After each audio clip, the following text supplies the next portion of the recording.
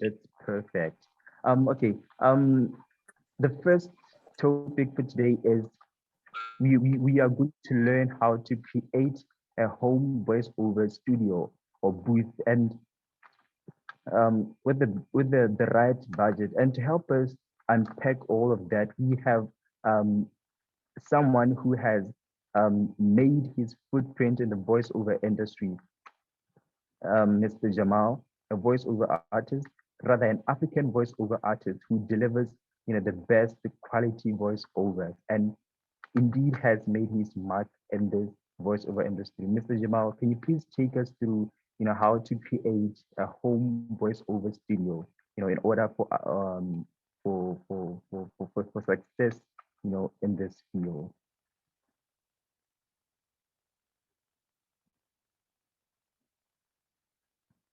Can you please unmute yourself? Okay, can you guys hear me now? Oh, yes, we can. I can. Okay, thank you, big boy. It's great to be here. And I want to thank iVoice Africa for deeming me fit to discuss this topic. I'm really excited. Um, Basically, we all know that one of the most important um, aspect of voiceovers is the recording space and the setup, the whole of the setup itself. And for you to really be successful in this field, you need to have a decent setup, at least that allows you to deliver job to clients, wherever they are in the world, at any time of the day. That's very important.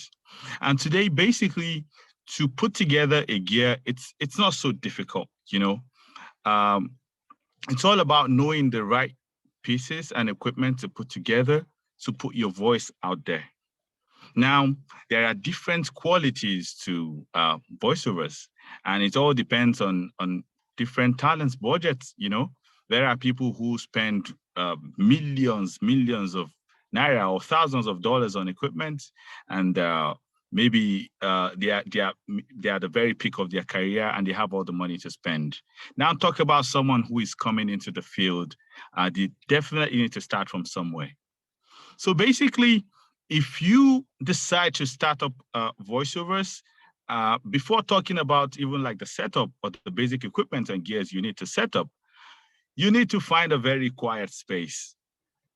Firstly, you wouldn't want to start a voiceover career and then your house is next to an airport or your house is next to a train station, because that's just going to be working against you.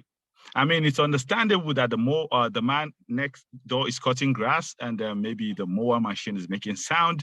He's definitely going to put an end to that at some point in the day. It's not going to happen continuously. So firstly, you need a very quiet environment. And that's why you find a lot of top voiceover artists, they live in the woods. They live in very quiet places because they don't go out. They basically work from home. So when you have a quiet space, I mean, that's the very first step. Now you need to talk of like the basic equipment you need. Say, for example, I'm just going to be taking it from the lowest level to the very highest level. Not the highest, but then I'm going to take it to very basic. I mean, talk about someone who's just starting out and they don't really have much, they basically have their room where they're staying and they have a closet where they're keeping their clothes. So the very first thing you need, of course, you need a microphone. So basically, I'm going to be showing you some of these basic equipment. You need a microphone. So, for example, I'm just going to pull out a microphone here.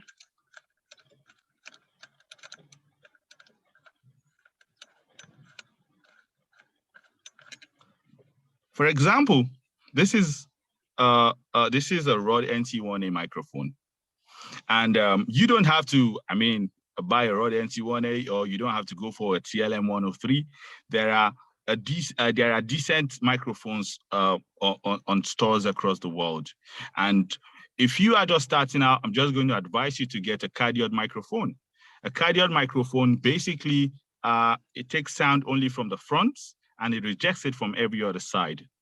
So go for a cardioid microphone. There are a lot of basic microphones out there, the AT2020, the FIFA microphone. There's the Blue Yeti. There are a lot of microphones that are not so expensive that you can make do with. That's the second step.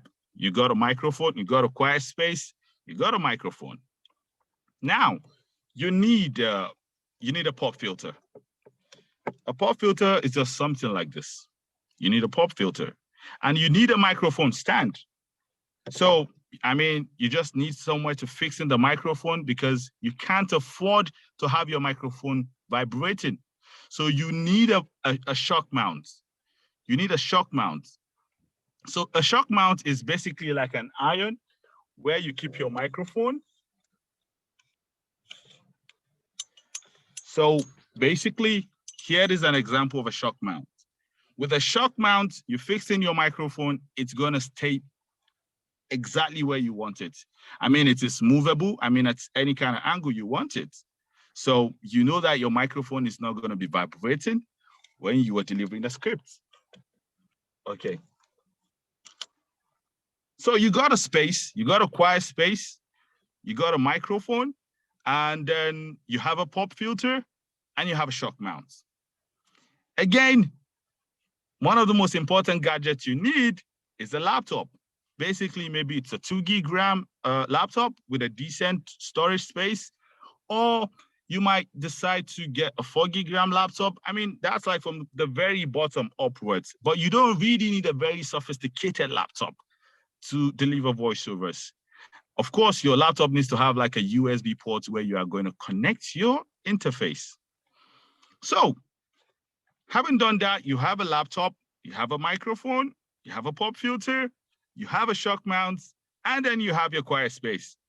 The next thing you need, okay, I see someone saying I should make the equipment more visible. Okay, so basically, can you guys see me clearly? This is the microphone. This is a microphone. Can you see that? So here is a pop filter. I mean, pop filters are very, very important, you know, just to kind of take away the plosives, because every time you speak into a microphone, there's a tendency, and you call in the P word, there's a tendency for it to kind of be making plosives. So with a pop filter, you know that you've taken care of that. So now, the next important thing you need an earphone, you need a headphone. There are a lot of, but then again, you need to get a decent headphone that can allow you to record in real time. You can listen in real time to whatever you're recording, because you need to, I think someone is saying they can't see what I'm showing, but I hope everybody's seeing what I'm showing. So basically you need a headphone. This allows you to monitor whatever you're recording in real time. And again, it allows you to monitor every single sound. It allows you to record monitor every single sound on your software. So now you need an interface. There are different types of interface in the market, but the most popularly used is the Scarlett 2i2 interface. I'm just going to show you the Scarlett 2i2. This is the most popular. However, there are this is a Scarlett 2i2 interface.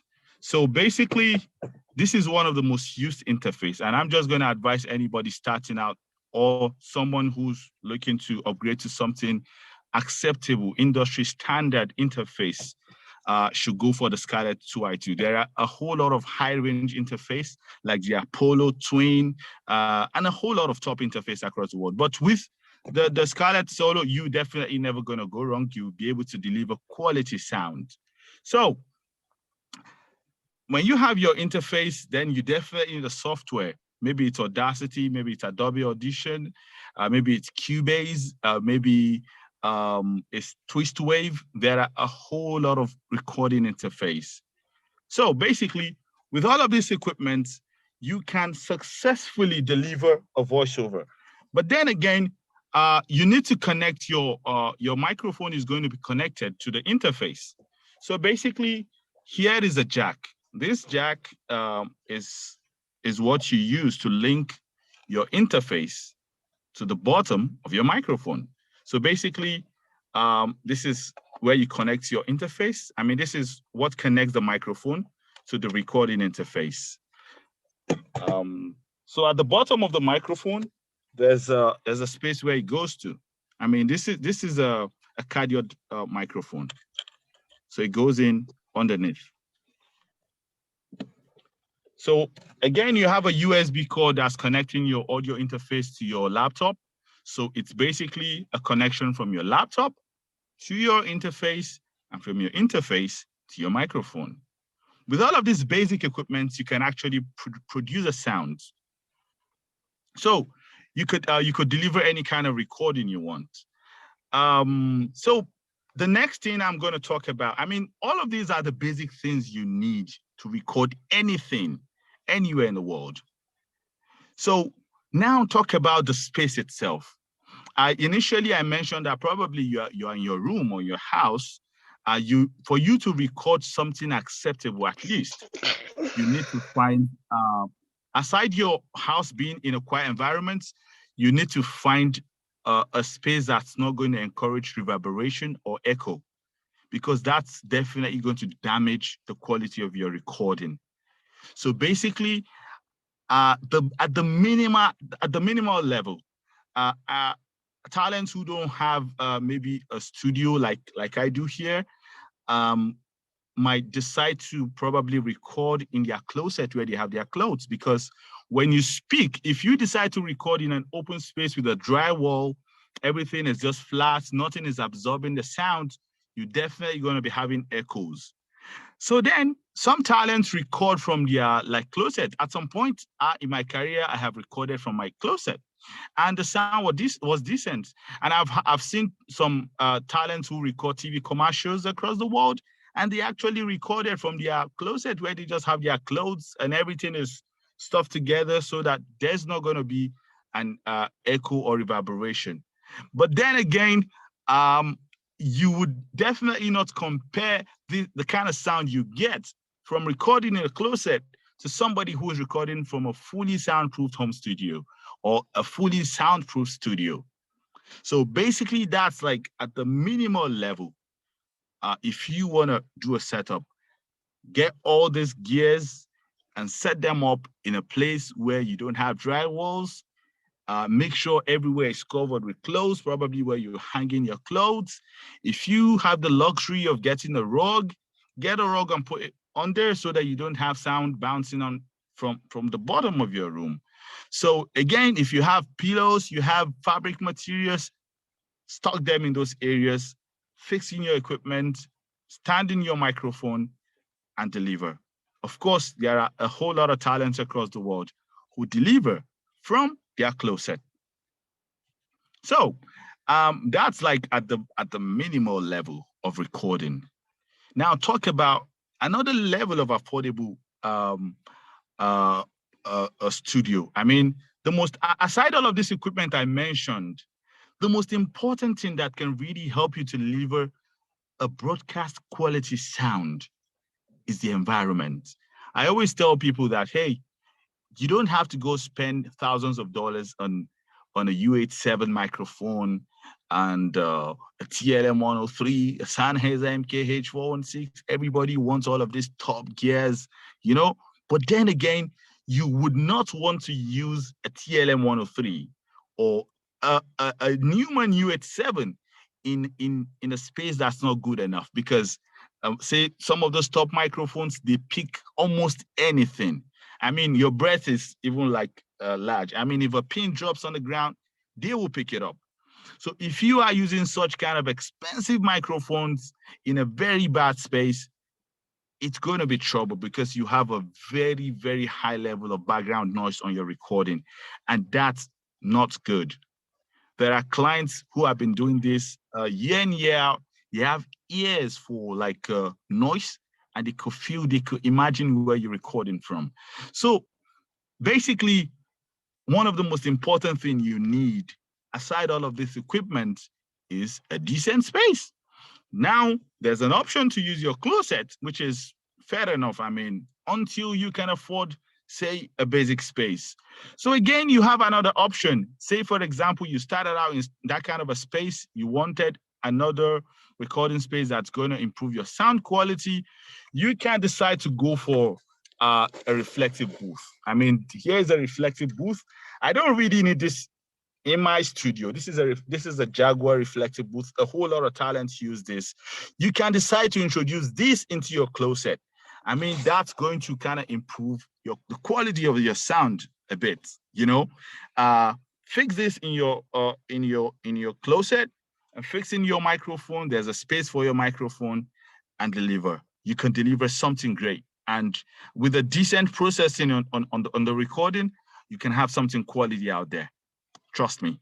So again, a whole lot of people use this, what they call a Chaotica eyeball. I don't have it anymore. A whole lot of people also use that for their setup to get some decent sound.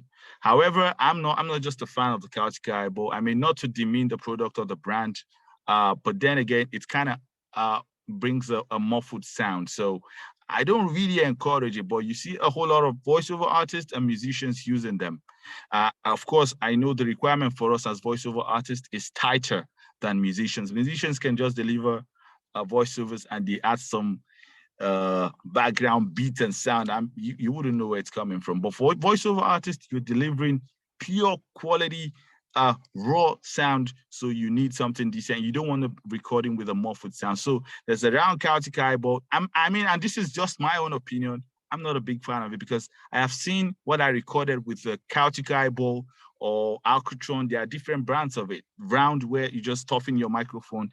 It doesn't come out naturally when you compare to some other kind of recordings. So you might want to make do with the reflective booth. It's also very good, and you definitely gonna get a decent sound. Now again, you have your gears. Probably you made some money from some commercials you recorded. You bought a reflective booth, and then you want to step up your game. So basically, if you want to step up your game, you might decide to get some acoustic foams. You can see here are acoustic foams. You could decide to probably fix some acoustic foams in the walls of your closet. Yeah, and then you have the reflective booth. It's still gonna up your game. You see a lot of talent buy acoustic foams. They fix it in a space. It's just to kind of improve the sound quality, reduce ear echo and reverberation. So that's like another advanced stage. So then but for me, this is my studio, and I'm just gonna show you briefly what I have in my studio. I have just the basic equipment that I need to deliver jobs to clients across the world. So I've showed you. So basically, again, you might decide to invest in, I mean, all of these I've mentioned, they are the basics you need. I mean, with this, you could deliver anything to clients across the world. But then, you know, everybody wants to step up their game. You want to, I still feel like, I hear audio engineers comment the sound that comes out from my studio. But then again, I see people who probably having a studio bricks. They have, everybody wants to step up their game. The more you can't afford to relax because you want to be among the very best in the world, you know? So basically, if you want to step up your game again and you have money to buy studio bricks, if you get studio bricks, and it's a lot of money though. I can't remember how much it is. You could just uncollapse a studio bricks in your house, fixing your equipment, and yeah, that's it. But for me, here is my studio. Basically, my studio is an 8 feet tall, and a 4 feet wide studio. And in the walls of my studio, on the back, you have a particle board, making the walls around the 8 feet and 4 feet width of the studio. And in the walls of my studio, I have what they call rock wool. Rock wool is a kind of a material that's it's densely packed. It's like a foam, very large. It's used in soundproofing a studio. Basically, it allows the wall, it's kind of rejects any external sound from coming into the studio. So I have my studio wall, internal wall is fixed with rock wool, and then it's covered. It's covered with like a cushion kind of material, just to make the outer part look much more clean, and smooth. So basically, I know I have dealt with any external sound coming into the studio. Now, I've dealt with the external sound. I need to also take care of any kind of echo or reverberation. And that's what the acoustic foam is specially designed for. When you speak into an acoustic foam, it's absorbing the sound. The sound is not bouncing back. So when you speak into, if I'm going to deliver a voiceover, I have my microphone facing where my acoustic foams are, and I'm rest assured that I'm going to be producing a quality voiceovers from that. So, I mean, all of these are the basics of the equipment you need in voiceovers, and I look forward to hearing, having you ask questions.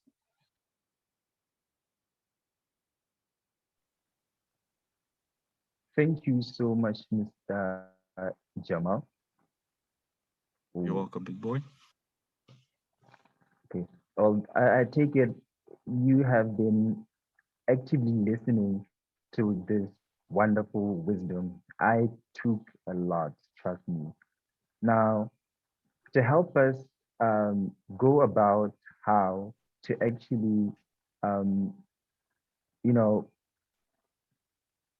ensure that you produce or you deliver, the best voice over in terms of, exercises or, etiquette or anything that you must, do, before or after or during, a voiceover recording. We have another knowledgeable and well enlightened, all round, creative D Fiat to help us, tackle, this topic.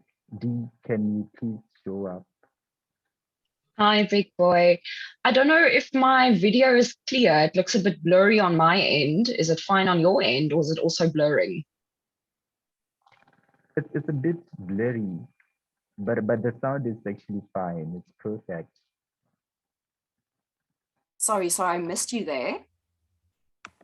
Oh, I was saying that it's a bit blurry on my side as well. Is it? Okay, let me just quickly see. I have no idea why it is blurring. There we go. It's fine now. Is that better? Lovely. Thank you so much. Hello, everybody. It's so nice to be here. I just want to start off by saying a big thank you for this invitation. Thank you so much to Abigail. Thank you so much to Big Boy. I think it's really amazing that we can gather as voiceover artists yesterday and today and really just learn from one another in this amazing way. So I'm sure that you are all soaking it up as I am as well and really enjoying this experience. Can I just ask if it is possible, can you please switch on your video? You can keep yourself muted. The reason why I'm asking that is today is a practical day. So I would love to see your faces. And I'll also be asking for some participation because this is a practical session. So there's no point in me doing all the talking. This is about you at the end of the day. So if you can, thank you so much. I'm seeing some faces. I'm seeing Delight. I'm seeing Big Boy. I'm seeing some people here without names. I'm just seeing Zoom user. Thank you so much. I really appreciate it. Thank you. Thank you. So I will be calling for some participation. And if I don't, then I'll have to ask Big Boy to help me out with most of the with the exercises. My video is disappearing. Can you still hear me? Yeah, we can hear you, but there's no video. Oh, it's back. It's if the video disappears, please apologies from my side. I don't know why it's doing that, but let's move on.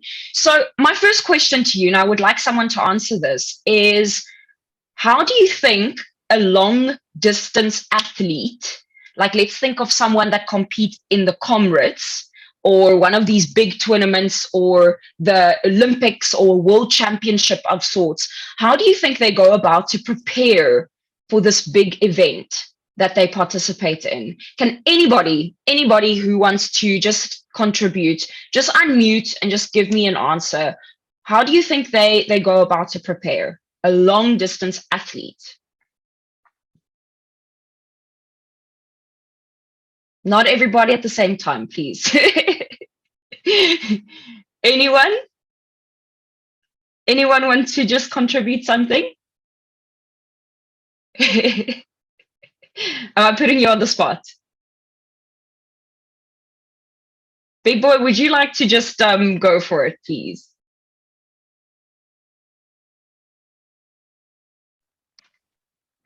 Let me allow the participants to try it out. Okay, we can do that. In order to test if they're actually listening. Yeah, I think everyone is actively listening. So I'm sure that as an athlete, wait, I'm hearing someone. Amanda. Yeah. Hi there. Thank you so much. Thank you so much. Okay, so athletes long distance, I think they do a lot of training, endurance training, I believe, for stamina. That's what I think. Absolutely. A lot of hard work, a lot of practice, a lot of training, definitely, because they need to get their bodies strong and fit for the race. And I've been doing a lot of thinking, and we are kind of like athletes, are we not? Because we have our voices as our arms and our legs.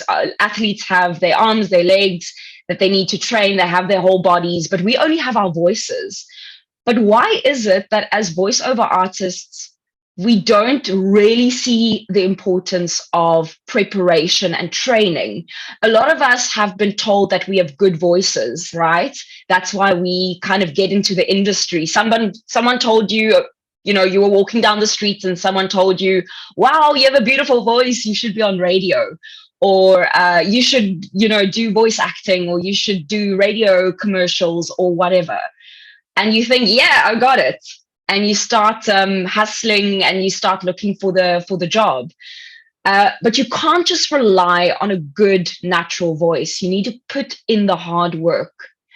You need to prepare. You need to train your voice so that when that opportunity comes, when that big marathon comes, like that job, that dream job that you've been waiting for, that you are ready and that you are fit. Because I don't know what it is. It might be laziness. It might be lack of motivation. It might be lack of knowledge that we don't train our voices. So everyone whose videos are switched on now, can you show me just with a thumbs up, a thumbs down, a thumbs middle, do you currently train your voices as regularly as you think you should as a voice artist? Please be honest. I'll be honest. Do you?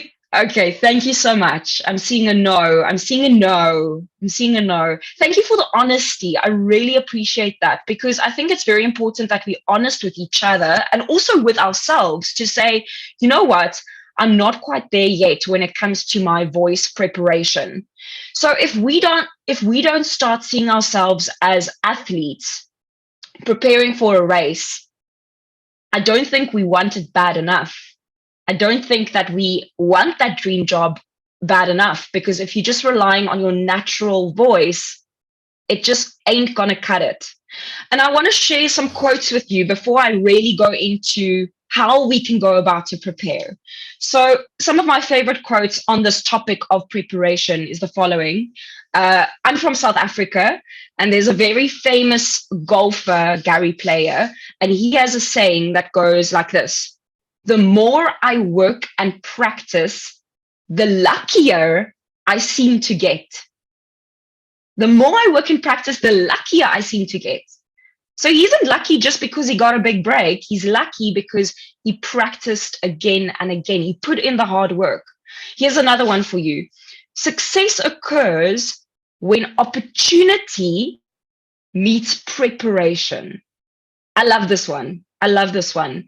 When opportunity meets preparation, you can get that big break, but are you prepared? If the answer is no, you're not going to be successful.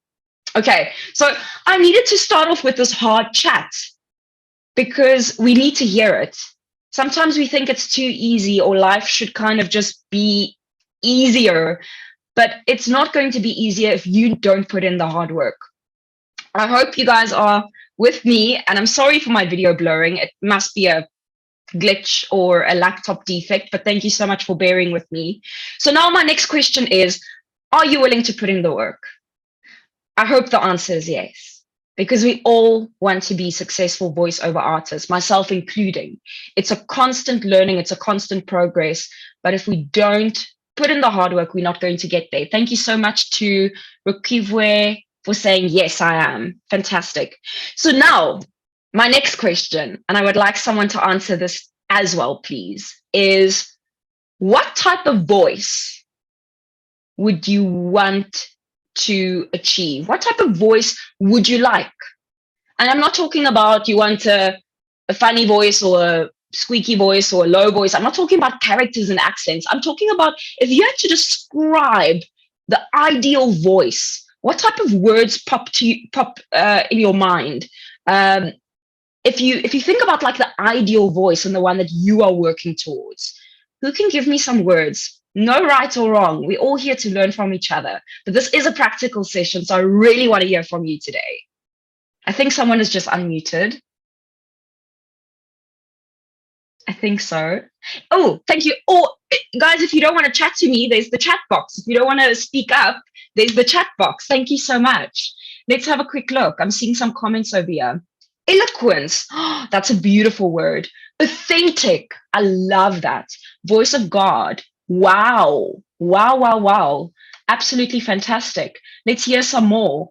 I love these words coming through. So for me, I have 3 words that I work towards as a voiceover artist, and maybe these are 3 words that you could also resonate with. And talking about resonating with, that's my very first word, is resonance. A resonant voice. That's a big one to achieve, a resonant voice, a voice that shines with resonance. My second word is a rooted voice, a voice that doesn't just come from the throat, but comes from your diaphragm upwards, a rooted voice. And my third word is a rich voice, a warm, rich voice. So I have 3 R's, and I think these are 3 that should be part of every voiceover artist's dream and wish. A rooted, resonant, rich voice. I think I'm seeing some more comments here. A voice which catches attention at first listening. Beautiful. Thank you so much for sharing. Multiple types of voices, but I'm partial to deep husky voice. Fantastic. So you would like to create more variety in your voice. Wonderful. Isn't it amazing to have these wishes and these goals? You need to have a goal in mind, because if you don't, you're going to be stuck in where you are now. Okay, so let's get to the exciting part. Let's get to the practical elements. I'm going to share very practical things with you because I don't know where you're at in your voiceover journey. You might be 20, 30, 40 years in the game. I don't know. You might just have your finger dipped into the voiceover industry as a complete beginner. I don't know where you are at in your journey. So I've decided to kind of create some sort of vocal warm-up program that we could all kind of follow. So if you don't know what to do, especially if you're new, I would like to give you some tools, because it's important to have tools in your toolkit, because if you don't have the knowledge, you cannot empower yourself and you cannot grow. Just want to go to one more comment. Calming and soothing type of voice. Augustina, thank you so much for sharing. Absolutely beautiful.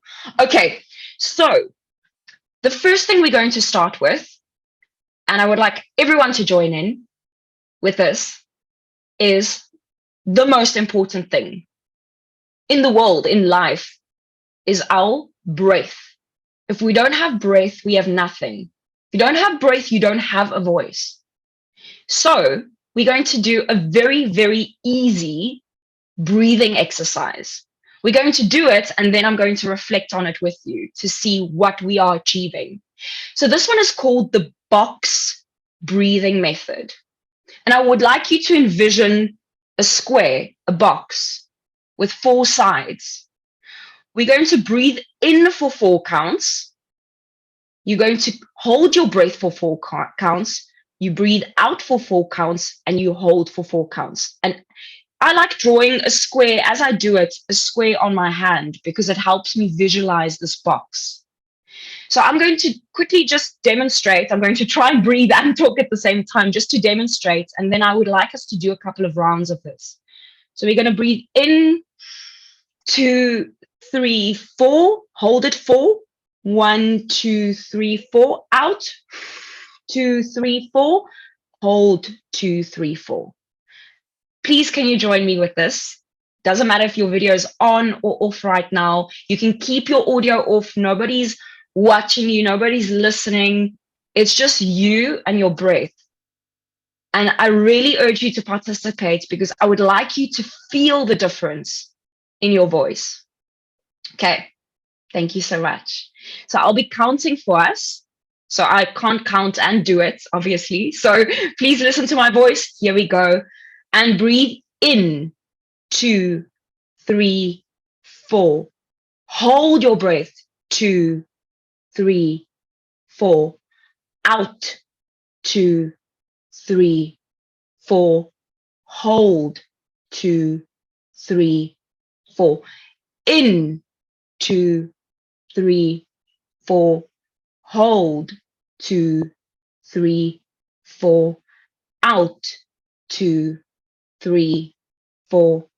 Hold, 2, 3, 4. Let's do one more. In, 2, 3, 4. Hold, 2, 3, 4. Out, 2, 3, 4. Hold, 2, 3, 4. Just let it all out. If you did join me, and I hope you all did, I really hope you all did, who would like to share how they're feeling right now?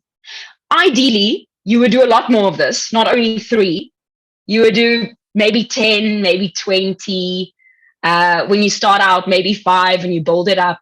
Do 1 more every day. Oh, thank you so much, Testimony. Stunning. Thank you so much for sharing, guys. Let's just quickly have a look. Wow, I feel open, calm and free. Love that. Love that. Calm. Yes. Open and clear. Stunning.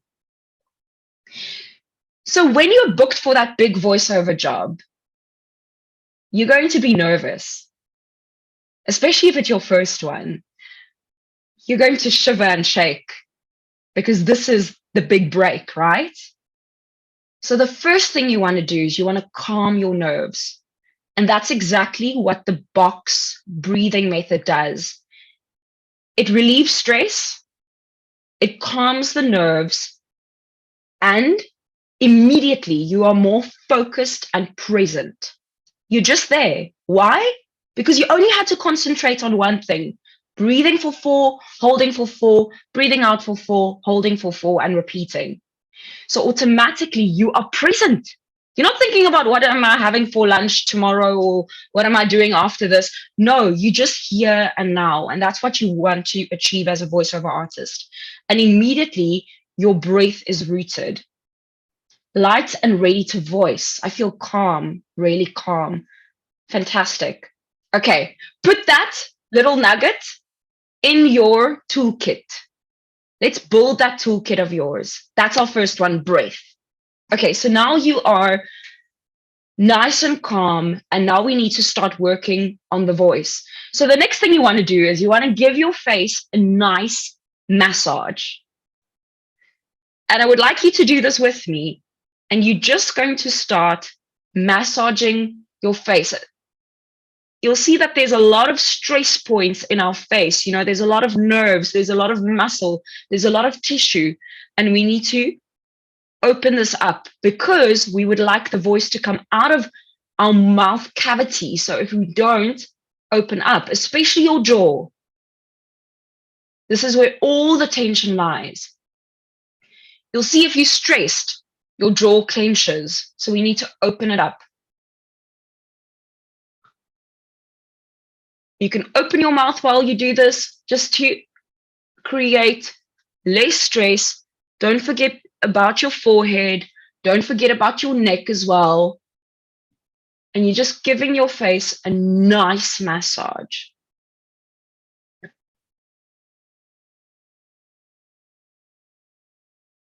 Feels good, right? Lovely. So when you're done with the massage, we're now going to start working on our vocal cords. And the best thing that you can do, especially if you don't have a lot of time, is you are going to hum.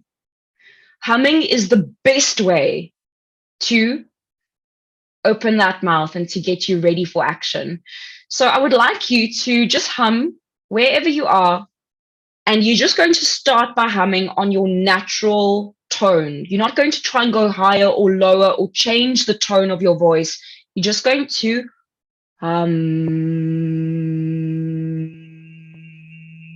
it must feel like there's a hot potato in your mouth, and if your lips are not vibrating, you are not humming correctly. Then you're humming from your throat. Make sure that your lips are vibrating. Just try that, please. Whenever you need a breath, quickly take a breath and quickly go on.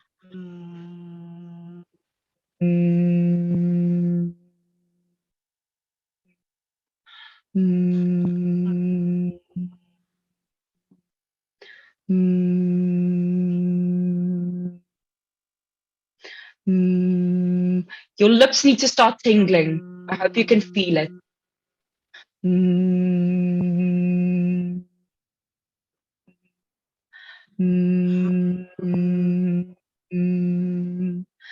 Now next, guys, sorry that I'm rushing through this a little bit quicker just due to time, right? Because I only have 20 minutes with you, and I think time is racing already. But of course, you would go on with this for as long as possible. Now, after you've hummed on your natural tone, I would like you to choose a pitch that is a little lower than your natural tone. And now we're going to hum on that tone that's a little bit lower. Let's try that.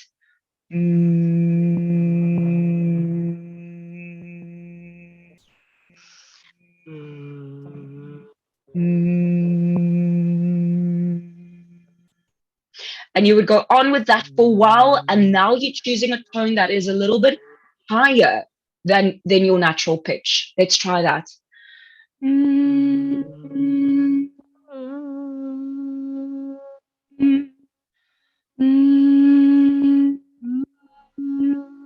Make sure that your lips are still tingling. It's not going all the way to the throat or the head. You're still keeping your mouth as if there's a hot potato inside, but you are continuing with that humming.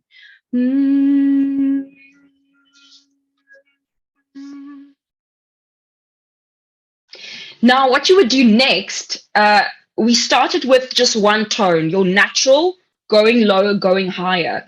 So now you would hum a song or any rhythm that comes to mind, and you would vary that tone. So you can just try anything you would like to hum. And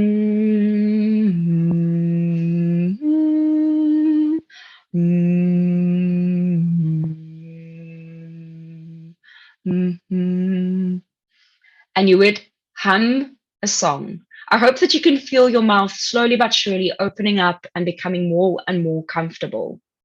Okay, guys, due to time, I need to move on. I wish we had more time for humming, but let's move on to our next exercise.